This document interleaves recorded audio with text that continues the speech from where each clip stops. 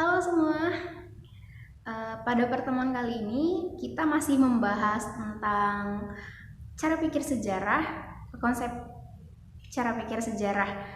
Nah, kalian masih ingat kan pembahasan kita minggu lalu, yaitu cara pikir sejarah, diakronik, dan sinkronik. Kita akan mengingat sekilas tentang materi minggu lalu, yaitu apa sih diakronik itu dan apa sih sinkronik. Jadi diakronik itu artinya adalah memanjang dalam waktu tetapi menyempit dalam ruang.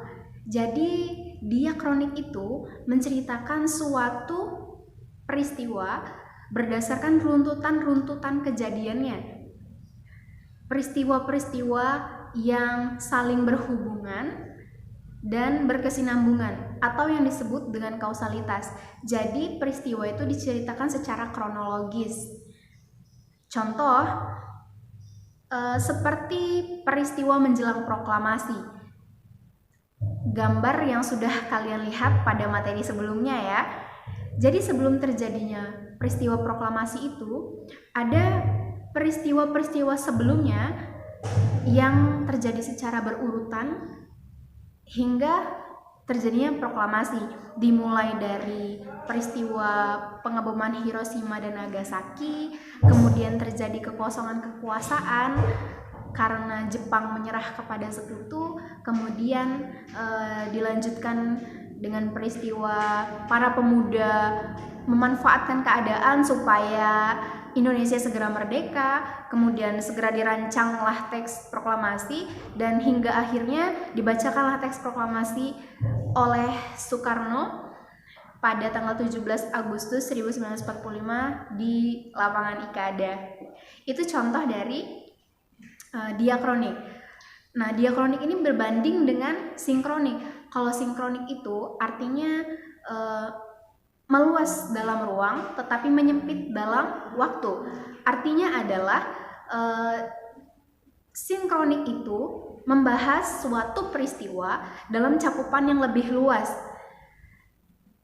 Misal dalam aspek-aspek lainnya itu dibahas dalam peristiwa tersebut, ikut dibahas dalam peristiwa tersebut, sehingga suatu peristiwa itu bisa dikaji lebih mendalam dan cakupannya lebih luas lagi. Adapun contoh dari sinkronik, jika kita ambil dari masa sekarang, itu peristiwa COVID. Nah, jadi peristiwa COVID yang terjadi, bagaimana sih dampaknya bagi sekitarnya dari berbagai aspek? Misal dalam bidang ekonomi, bagaimana keadaan ekonomi masyarakat Indonesia ketika masa COVID? Kemudian bagaimana sih keadaan sosial masyarakatnya ketika pada masa COVID? Yaitu masyarakatnya melakukan budaya jaga jarak. Kemudian bagaimana sih dengan aspek pendidikannya? Kemudian bagaimana dengan politiknya dan lain sebagainya. Jadi kalau secara sinkronik itu kajiannya lebih membahas tentang aspek-aspek lain yang berhubungan dengan peristiwa COVID-19. Jadi cakupannya lebih meluas lagi. Sedangkan kalau secara diakronik hanya membahas tentang runtutan-runtutan kejadiannya. Jadi sampai sini paham ya? Oke, jadi dalam peristiwa sejarah yang terjadi pada masa lalu itu mempengaruhi kehidupan manusia pada masa kini. Peristiwa-peristiwa itu mengalami perubahan dalam berbagai aspek di kehidupan manusia, seperti aspek sosial, aspek politik, ekonomi, dan budaya. Peristiwa-peristiwa yang sudah dilalui masyarakat pada masa lampau itu selalu berkaitan dengan konsep-konsep dasar, yaitu ruang dan waktu. Nah, jadi pada pertemuan kali ini kita akan membahas tentang konsep ruang dan waktu dalam sejarah. Ruang merupakan tempat di permukaan bumi, baik secara keseluruhan maupun hanya sebagiannya. Kemudian ruang merupakan tempat terjadinya peristiwa-peristiwa sejarah berdasarkan perjalanan waktu. Dan ruang tidak hanya membahas tentang udara yang bersentuhan dengan permukaan bumi, tetapi juga ruang meliputi lapisan atmosfer di bawah bumi sampai batas tertentu yang mempengaruhi permukaan bumi. Selain itu, ruang juga mencakup perairan yang ada di permukaan bumi seperti sungai, lautan, dan danau, dan yang ada di bawah permukaan bumi seperti tanah dan air.